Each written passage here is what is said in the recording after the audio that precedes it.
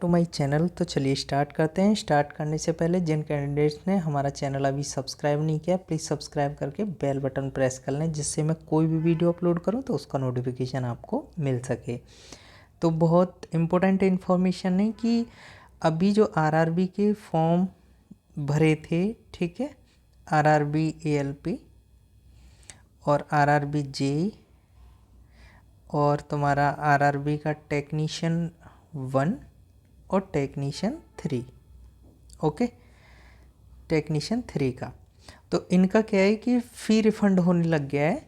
तो जिन कैंडिडेट का, जैसे कुछ कैंडिडेट मेरे पास मैसेज कर रहे हैं कि सर मेरा फ़ी जो है कम आया है रिटर्न हो करके, तो उनका मैं बता देता हूँ कि जो फ़ी है ना, वो जैसे किसी का जैसे 250 है ना, और 400, ओके।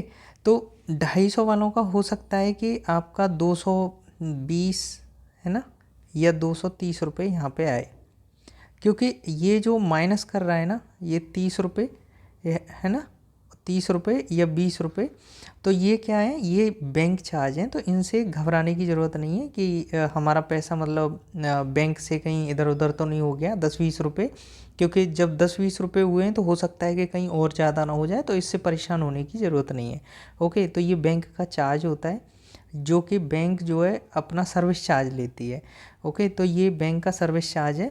जैसे आपका 250 रुपये फ़ी कटा है, तो उसमें से आपका 230 रुपये या 235 रुपये जो भी आया है, ठीक है, वो आपके अकाउंट में आ चुका है। और जिन कैंडिडेट का नहीं आया उन कैंडिडेट के लिए भी हम लोग बात करेंगे। अब सेम इनके लिए है कि जैसे 382 रुपये आ गया या 385 रुपये आ गया, ठीक है, 85 पॉइंट समथिंग ऐसे करके कुछ अकाउंट में मतलब मेरे पास में कैंडिडेट ने भेजा है, तो इस तरीके से अमाउंट आ रहा है। तो जो इसमें से लेस करेंगे तो जो भी अमाउंट यहाँ आएगा तो वो बैंक चार्ज है। जो बैंक है ना, वो अपना चार्ज ले रही है, जो सर्विस दे रही है तो वो सर्विस चार्ज रहेगा, ठीक है।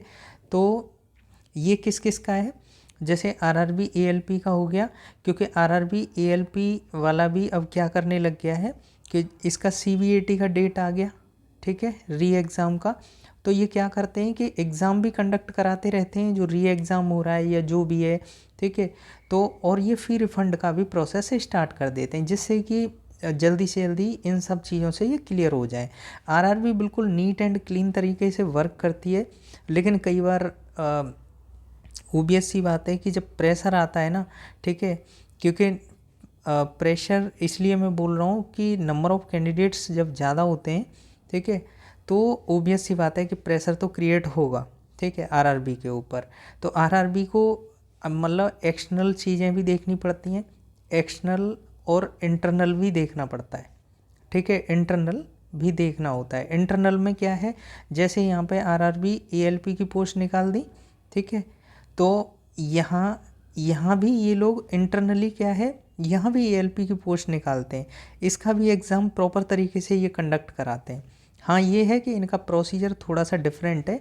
ये जो एक्सटर्नल पोस्ट होती हैं, जिसको डीआरक्यू बोलते हैं, ठीक है, डायरेक्ट रिक्रूटमेंट कोटा, तो और ये जो है इंटरनल कोटा, ठीक है, और जैसे डीपीक्यू बोलते हैं, ठीक है। तो इसमें क्या है कि इसका भी बहुत सारा लोड रहता है, क्योंकि बहुत सारे कैंडिडेट क्या है कि जैसे आरआरबी टेक्नीशियन में वर्क कर रहे हैं, ठीक है, टेक्नीशियन 1 है, टेक्नीशियन 2 है, उनको टेक्नीशियन 3 है, टेक्नीशियन 2 है, इस तरीके से।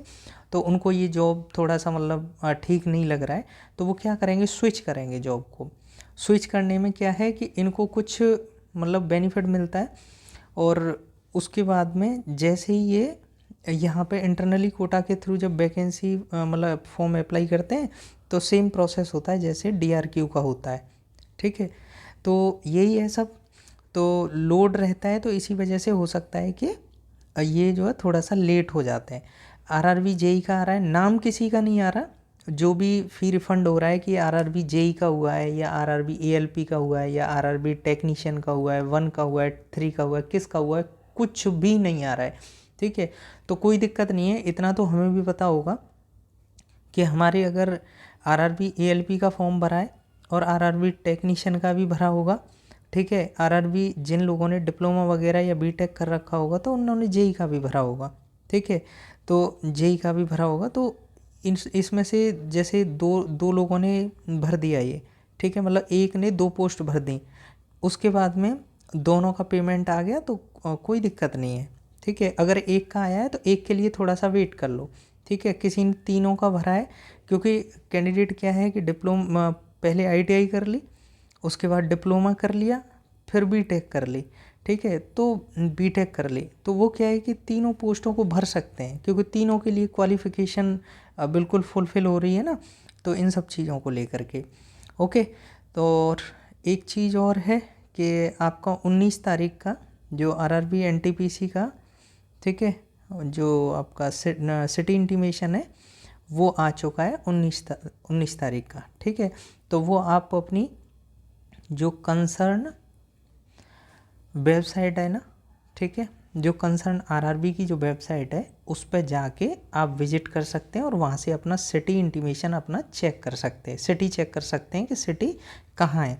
और सिटी को चेक करने के बाद अपना एक काम ज़रूर कर लेना कि जिस डेट को एग्ज़ाम होगा, ठीक है, उस डेट को जैसे सेंटर दूर पड़ रहा है, जैसे 900 किलोमीटर 1000 किलोमीटर, ठीक है, तो अभी क्या है कि टिकट अपना बनवा लीजिएगा, ठीक है। तो टिकट बनवा लेंगे तो उससे ये रहेगा कि तुम्हारा मतलब प्रॉब्लम नहीं रहेगा कि कंफर्म नहीं हुई है, ये नहीं हुआ, वो इस तरीके से प्रॉब्लम नहीं रहेंगी, ओके। तो यही था, और बाद बाकी अगर कोई क्वेश्चन रेज होता है मन में तो प्लीज़ बता दीजिएगा, जिससे कि मैं उसे सॉर्ट आउट कर सकूं, ओके। तो thank you for watching this video. और इसको और भी कोई जैसे हमारा और कोई इन्फॉर्मेशन आता है तो मैं जल्दी से जल्दी इन्फॉर्म करूँगा, ठीक है। और प्लीज़ हमारे चैनल को शेयर एंड सब्सक्राइब करना ना भूलें। Thank you.